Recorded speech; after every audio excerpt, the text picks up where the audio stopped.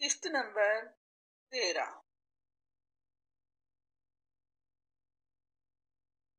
काला कोठा। मेरी निगाहें खाने खुदा पर मरकूज थीं। मैंने कुदरत से पूछा, मैंने कहा, ये काला कोठा जो है, जो इस कदर बेढब्बा बना हुआ, इसमें इस कदर कशिश क्यों है?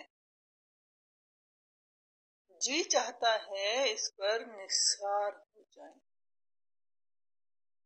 अरे साहब, अदब से बात कीजिए।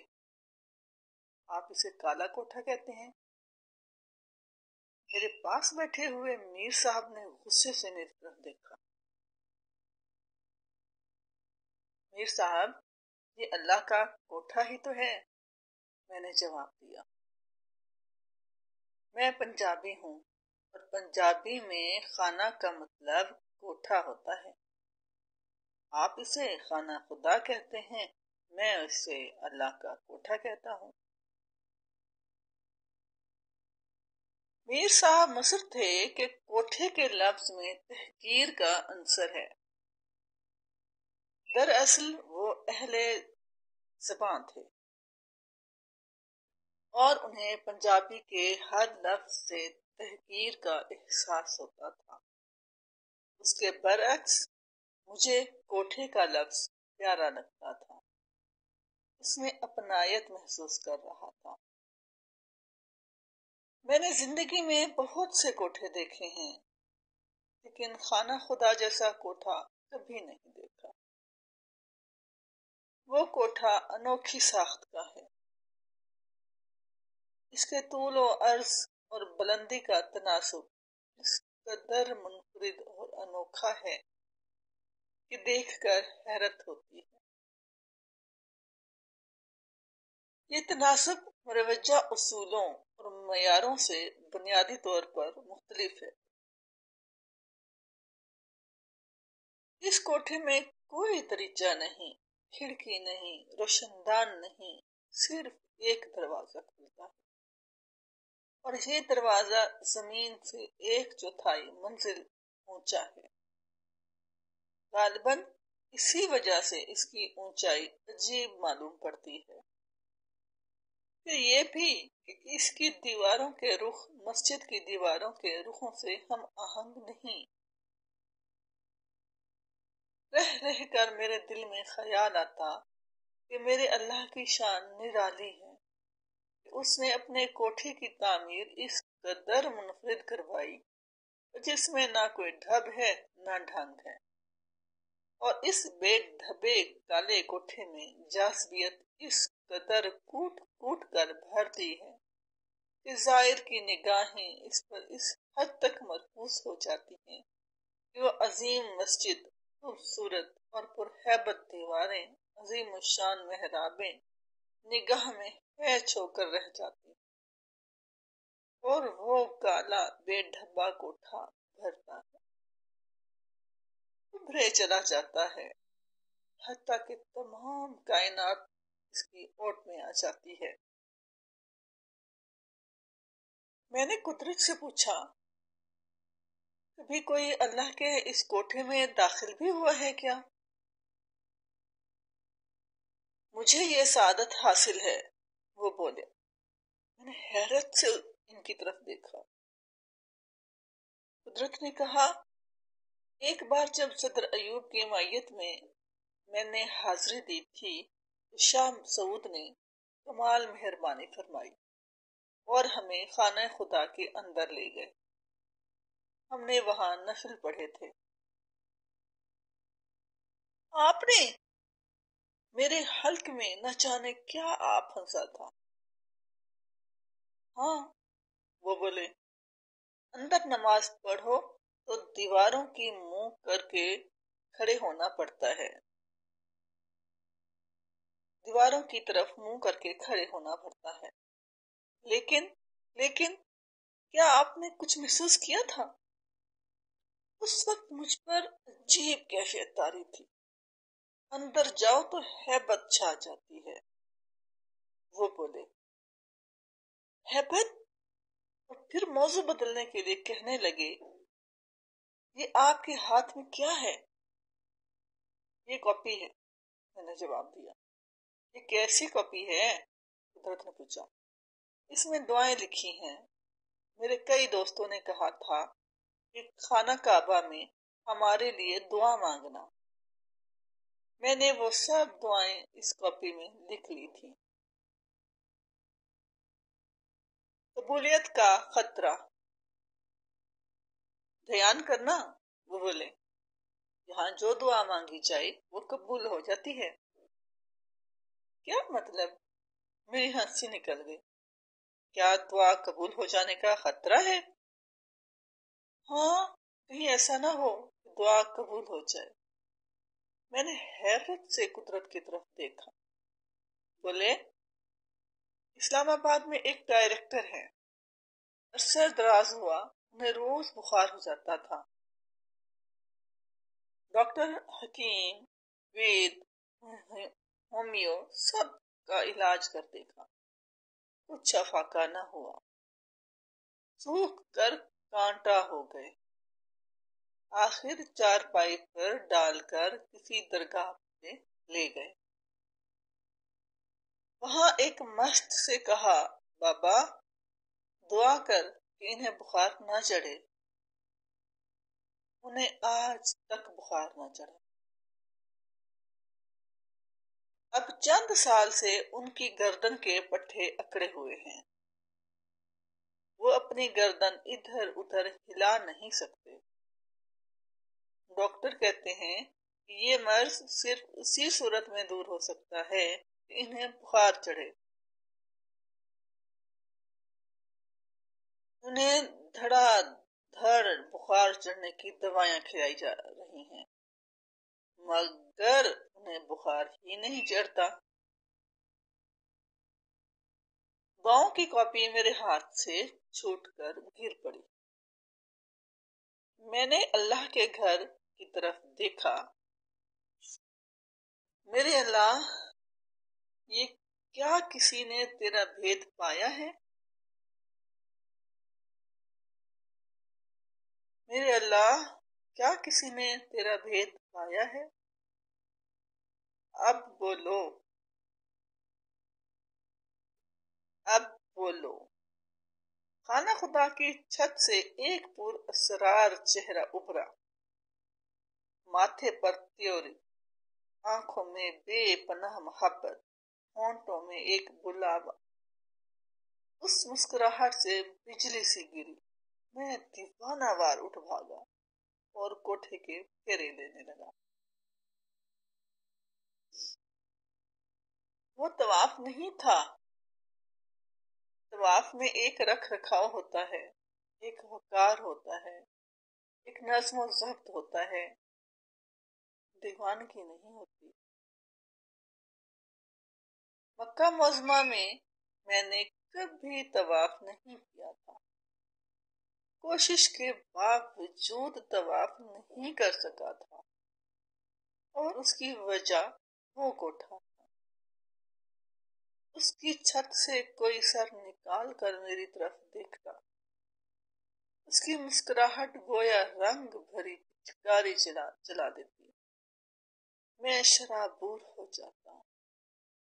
और जो शराबूर हो जाए वो क्या जाने कि रख रखाव क्या होता है, वकार किसे कहते हैं।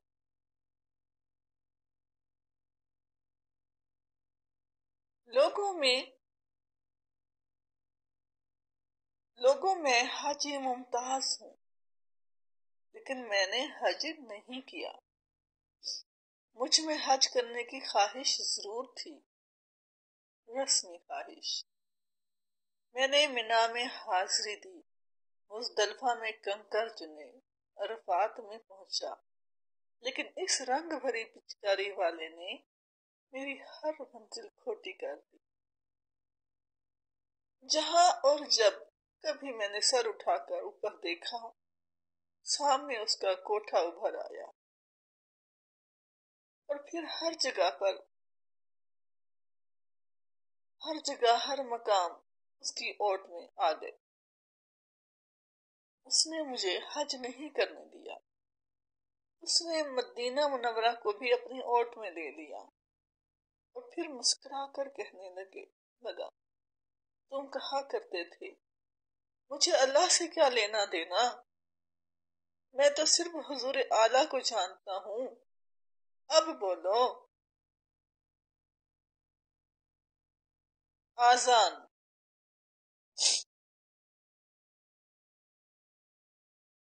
سکھ لوگ آذان نہیں سنتے، پتہ نہیں یہ مذہبی حکم ہے یا بڑوں کی ریت ہے۔ جب بھی ان کے کانوں میں آذان کی آواز پڑتی ہے وہ کانوں میں انگلیاں ٹھونس لیتے ہیں اور پھر بھاگ اٹھتے ہیں۔ اس لحاظ سے میں بھی سکھ ہوں۔ میری کوشش ہوتی ہے کہ میں آذان کی آواز نہ سنوں۔ آذان کیا ہے؟ ایک بلاوا، آ جاؤ مسلمانوں، بھائیوں، ساتھیوں، مزدوروں، آ جاؤ، آؤ کہ ہم اکٹھے مل کر اللہ کے حضور سجدہ کریں۔ ہمارے مؤذن اذان کو بلاوا نہیں سمجھتے، پتہ نہیں کیوں وہ اسے ایک آہ سمجھتے ہیں، ایک کراہ، ایک لمبی سسکی۔ ان کی دردناک آوازوں میں اداسی کے انبار لگے ہوتے ہیں۔ وہ اداسی دھوئیں کی طرح چاروں طرف پھیل جاتی ہے، وہ اداسی دلوں پر بوجھ بن کر گرتی ہے، وہ اداسی کی امید کی لو بجھا کر مایوسی کے اندھیرے کو مسلط کر دیتی ہے۔ اللہ اکبر، اللہ اکبر، جیسے اللہ کا بڑا ہونا ایک افسوسناک امر ہو۔ وہ اداسی پکار پکار کر کہتی ہے لوگو، ہم اپنے اللہ سے مایوس ہو چکے ہیں۔ آذان سن کر مجھے وہ نظم یاد آ جاتی ہے جو پتہ نہیں کس شاعر نے لکھی ہے، مگر کیا خوب لکھی ہے۔ کہتے ہیں جب کھینچ کے آہے سرد کہتا ہے کوئی بندہ، جس حال میں بھی رکھے صد شکر ہے اللہ کا، میں سوچنے لگتا ہوں شکر کیا اس نے، یا یہ شکر کیا اس نے یا تانا دیا اس نے رضا کے دو عالم کو۔ حرم میں بیٹھے ہوئے جب پہلی مرتبہ آذان ہوئی میں بھونچ کا رہ گیا، یہ کیا چیز ہے؟ میں چونکا، یوں محسوس ہوا جسے میں نے زندگی میں پہلی بار آذان سنی ہو۔ اس آذان نے مجھے جھنجھوڑ کر رکھ دیا۔ میں اٹھ بیٹھا، کس نے بلایا مجھے؟ کس نے بلایا مجھے؟ حرم شریف کی اس اذان نے سوتوں کو جگا دیا، بیٹھوں کو اٹھا کر کھڑا کر دیا، کھڑوں کو دوڑا دیا، بھاگ جانے کے لیے نہیں بلکہ پہنچنے کے لیے۔ میں آ رہا ہوں، میں آ رہا ہوں۔ وہ اذان بلاوا تھی، وہ اذان رگوں میں خون بن کر دوڑتی تھی۔ ایسے محسوس ہوتا تھا جیسے نماز کے لیے نہیں بلکہ جہاد کے لیے بلایا جا رہا ہو۔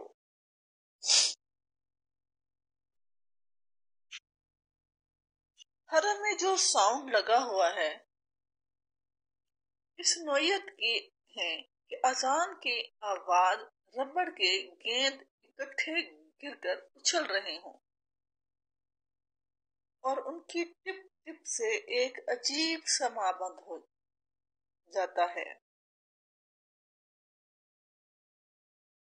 نماز۔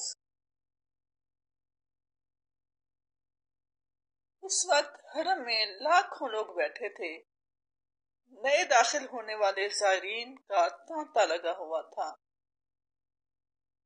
جب زائرین نماز کے لیے کھڑے ہوئے تو صفیں مکمل کرنے کے لیے لوگوں نے آگے کی طرف یورش کر کی لوگوں نے آگے کی طرف یورش کی میرے قریب کھڑے بڑے میاں کو دھکا لگا۔ ارے میاں، وہ چلائے، دکھتا نہیں تمہیں کہ آگے لوگ کھڑے ہیں؟ اللہ نے دیکھنے کو آنکھیں دی ہیں، میاں ان سے کام لو۔ ابھی وہ بڑ بڑ کر ہی رہے تھے کہ بھیڑ کا ایک اور ریلا آیا۔ بڑے میاں پھر لڑک کر ادھر جا پڑے۔ واہ صاحب واہ، عجیب تماشا ہے، حرم کو کھاڑا بنا دیا ان لوگوں نے۔ بڑے میاں پھر بڑبڑانے لگے۔ میں بڑے انہماک سے بڑے میاں کی باتیں سن رہا تھا۔ قدرت نے میرے شانے پر ہاتھ رکھ دیا، بولے شیطان کے جال میں نہ پھنسو۔ میں تو بڑے میاں کی باتیں سن رہا تھا، بڑے میاں بھی تو اسی جال میں پھنسے ہوئے ہیں۔ اسی جال میں پھنسے ہیں؟ ہاں، یہی شیطان کا جال ہے۔ میں نہیں سمجھا۔ لوگ اتنے شوق سے یہاں آتے ہیں پھر معمولی تفصیلات میں الجھ کر اپنی منزل کھوٹی کر لیتے ہیں۔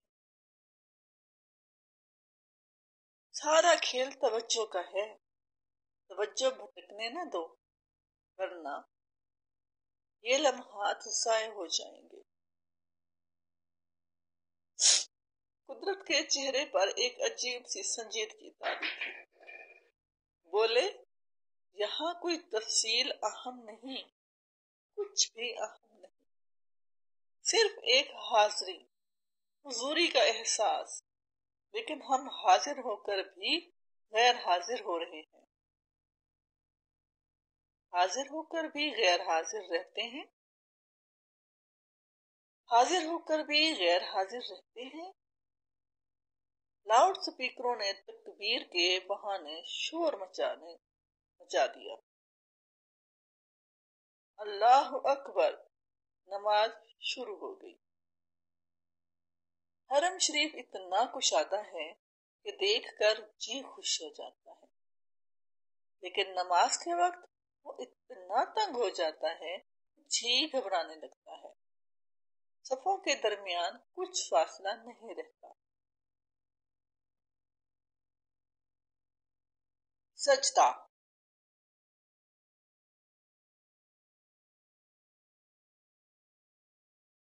جب سجدے کا وقت آیا تو میں گھبرا گیا۔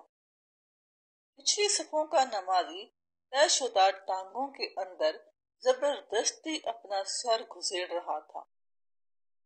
اگلی صف اس قدر قریب تھی کہ سر زمین پر ٹیکنے کی گنجائش نہ تھی۔ سجدہ ادا کرنے کا سوال ہی پیدا نہ ہوتا تھا۔ کیا مصیبت ہے؟ میرے ذہن سے آزردگی کی ایک لہر ابھری اور میری روح پر مسلط و محیط ہو گئی۔ یہاں تو نماز پڑھنا ہی ممکن نہیں۔ پھر پتہ نہیں کیسے پرلی طرف سے ایک دھکا لگا، ساری صف لڑکھڑا گئی۔ پچھلی صف کے نمازی نے اپنا سر میری ٹانگوں میں ٹھونک دیا۔ مجھے گدگدی ہونے لگی۔ لا حول ولا قوت۔ آزردگی نے خفگی کی شکل اختیار کر لی، حتیٰ کہ مجھے احساس ہی نہ رہا کہ میں کہاں کھڑا ہوں، کیا کر رہا ہوں۔ حاضر ہو کر بھی غیر حاضر رہتے ہیں، حاضر ہو کر بھی غیر حاضر رہتے ہیں۔ لاؤڈ سپیکر نے نہ جانے کس بہانے شور مچا دیا۔ حاضر ہو کر بھی غیر حاضر ہوں، میں چونکا۔ یہاں کوئی تفصیل اہم نہیں، صرف حاضری، مسلسل احساس حضوری۔ سجدہ نہیں ہوتا تو پھر کیا ہوا؟ احساس حضوری تو خود ایک سجدہ ہے۔ एहसास हुजूरी तो खुद एक सजदा है। मैंने नमाज पढ़ते हुए कानी आंख से कोठे की तरफ देखा। मुंडेर से किसी ने मुझे आंख मारी और सर असबात में हिला दिया। हुजूरी, हुजूरी, लाउड स्पीकर ने शोर मचा दिया। मैंने महसूस किया जैसे हम तीनों खुफिया साजिश में हिस्सेदार थे। कोठे का वाली, लाउड स्पीकर और मैं। सिर्फ हुजूरी। अगले रोज हर्रम में बैठे हुए मैंने गिरदो पेश का जायजा लिया। कई जायर तस्बीह के मनकों के साथ मसरूफ थे। मैंने महसूस किया जैसे वो महबूब की मौजूदगी में बैठकर उसे प्यार भरे खत लिख रहे हों। एक तरफ एक शख्स दूसरे को अपने सफर का हाल सुना रहा, दूसरी तरफ नज्म व ज़ब्त का एक शैदाई तवाफ की बदनज़मी पर लेक्चर दे रहा और जबरदस्ती इर्द गिर्द के लोगों की तवज्जो अपने जानिब मबजूल कर रहा था। कोई बात है ये कि औरतें और मर्द मिलकर तवाफ करें, कोई बात है ये कि मर्द और औरतें मिलकर तवाफ करें, एक दूसरे से टकराएं, एक दूसरे से बगलगीर हों। जनाब, तवाफगाह के दरमियान एक छोटी सी दीवार खड़ी की जा सकती थी ताकि इसके दो हिस्से हो जाएं, एक औरतों के लिए, एक मर्दों के लिए। क्यों साहब, मैं क्या गलत कहता हूँ? ये ढक्कम पेल देख रहे हैं आप? ला हौला वला कुव्वा। वो देखो, वो देखो, वो औरतों का गिरोह। अरे अरे अरे, देखो तो, मर्द सायरीन ने इन पर जोरिश कर दी है। ना साहब, ये मंजर गैर इस्लामी है। क्यों साहब, मैं क्या गलत कहता हूँ? उसने मेरी तरफ देखकर हाथ चलाकर कहा। मेरा जी चाहा कि उठ कर खड़ा हो जाऊं और गला फाड़ कर चिल्लाऊं।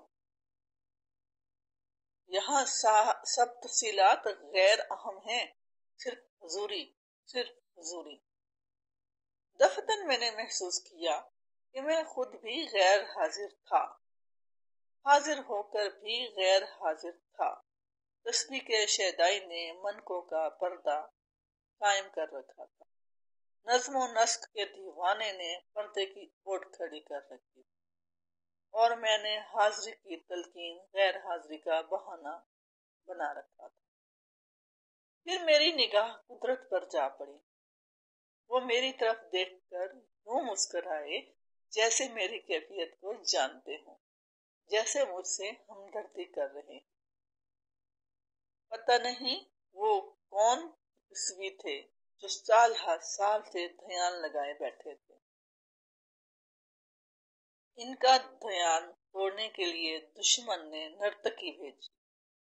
नर्तकी ने तपस्वी के गिर्द नाचना शुरू कर दिया। नाचती रही हत्ता कि तपस्वी ने आंखें खोल दी और उनका ध्यान टूट गया।